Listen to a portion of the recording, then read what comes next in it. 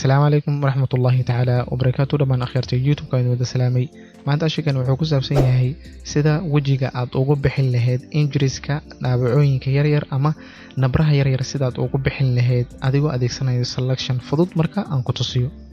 marka hore sidaad u jeedo sawirkan waxaa ku jiro xoogaa yar dhaabacooyin yaryar ayaa ku yaalaan. marka waxaan rabnaa dhaabacooyinkan yaryar si aan ugu bixino keyboardkeena waxaan ka taabanaynaa J ayaan ka taabanaynaa. markaan J aan ka taabano toolka uu geeyo right click ayaad leedahay, kadibna waxaad kasii xulinaysaa patch tool ayaad kasii xulinaysaa. sidaad u jeedo xoogaa zoom in ayaad soo leedahay, meesha injiriska ayaad select saaraysaa, waad ku soo wareejinaysaa dhammaan hareerihiisa, waad ku soo wareejinaysaa calaamadan adigoo dhexdan ugu jira ayaad soo jiidaysaa. markaad soo jiido jirka qaybta kale ka nadiifsan ayaad ku sii deynaysaa, kadibna qaybtan kale selection ayaad saaraysaa. dhaabacan yar waxaan rabaa inaan ka bixiyo, select ayaan saarayaa dhaabaca, kadib waan soo jiidayaa jirka meesh nadiif ayaan ku sii deynayaa. waa intaas uun ka faa'iideysi wanaagsan. fadlan haddaad noogu cusub tahay noogu soo biir, lana wadaag asxaabtaada muuqaalkan si ay ugu faa'iideystaan.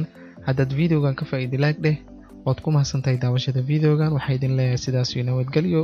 wassalaamu calaykum waraxmatullaahi tacaala wabarakaatu.